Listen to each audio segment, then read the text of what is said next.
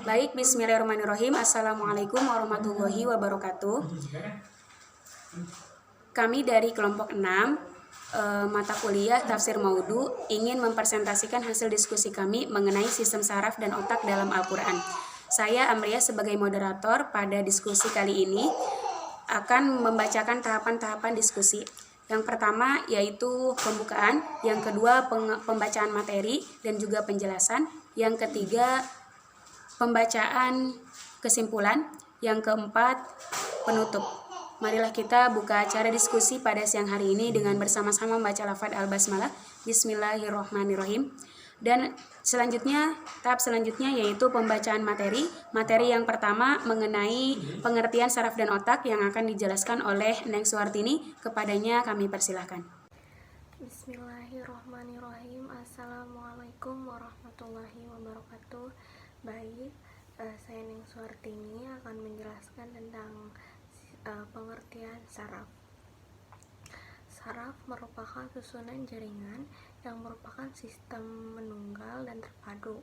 Sistem saraf merupakan alat komunikasi yang paling maju dan penting di dalam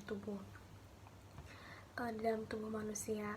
Hal tersebut berdasarkan basis anatomi secara global. Fungsi adanya sistem tersebut, adanya informasi yang diambil dari luar akan diantarkan ke organ-organ jaringan sel-sel yang membutuhkannya, dan otak sebagai markas besar seluruh sistem saraf. Oleh karenanya, otak bertugas menerjemahkan pesan-pesan yang direkam oleh indera di luar otak. Pesan-pesan tersebut diubah menjadi impuls-impuls elektrokimia untuk disimpan. Hal ini juga dijelaskan terhadap Al-Quran mengenai otak, yaitu zona yang dijelaskan dalam Al-Quran ini pusat aktivitas intelektual tertinggi manusia. Zona ini adalah dua cuping dahi yang terdapat pada bagian depan kepala manusia. Zona yang memahami tentang kecerdasan, emosi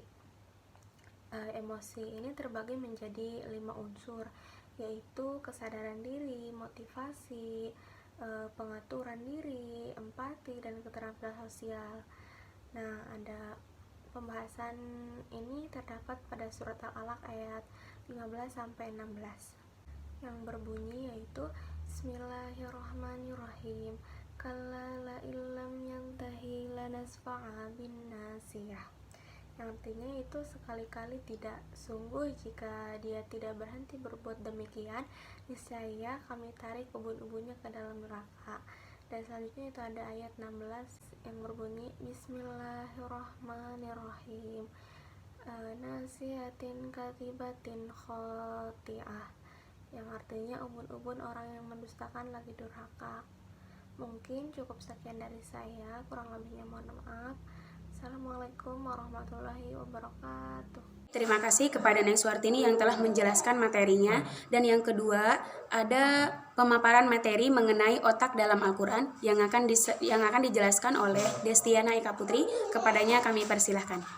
Di sini saya akan menjelaskan tentang otak dalam Al-Quran.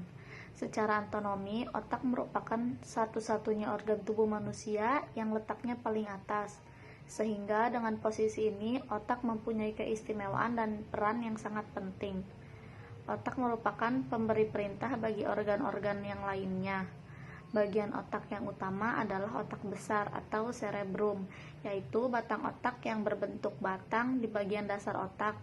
Ada juga otak kecil, cerebellum, yang berada di belakang bagian otak dan tengah otak. Otak besar memiliki dua belahan dan bertanggung jawab berbagai fungsi kompleks. Otak kecil berfungsi dalam keseimbangan, postur, dan koordinasi gerak. Batang otak mengendalikan pergerakan dasar tubuh yang dilakukan untuk bertahan hidup seperti bernapas dan pergerakan detak jantung. Otak yaitu sebuah sistem saraf pusat yang berfungsi untuk mengatur seluruh aktivitas kehidupan. Sebagai sistem saraf pusat, otak mempunyai peran sentral untuk mengatur dan mengendalikan fungsi gerak tubuh. Otak manusia yaitu suatu organ penting di dalam tubuh manusia yang terletak di bagian atas tubuh manusia serta dilindungi oleh tulang tengkorak dan bisa disebut juga sebagai pusat kontrol yang berfungsi untuk mengatur seluruh gerak manusia serta mempunyai volume sekitar 1350 cc.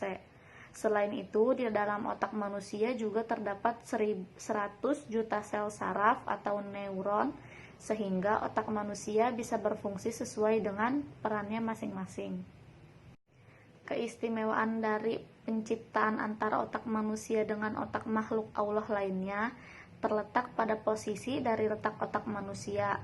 Letak otak manusia berada di bagian atas tubuh yang dilindungi oleh tulang tengkorak kepala yang kuat. Berbeda dengan letak otak makhluk ciptaan Allah lainnya, misalnya hewan.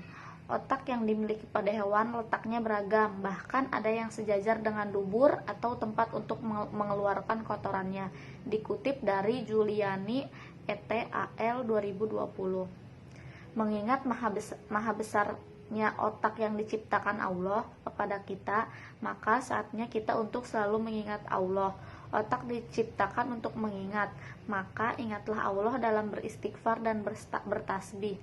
Allah Subhanahu wa Ta'ala pernah berfirman dalam Al-Quran surat Ali Imran ayat 109 yang artinya yaitu orang-orang yang mengingat Allah sambil berdiri atau duduk atau dalam keadaan berbaring, dan mereka memikirkan tentang penciptaan langit dan bumi sambil berkata, "Ya Tuhan, kami tiadalah Engkau menciptakan ini dengan sia-sia.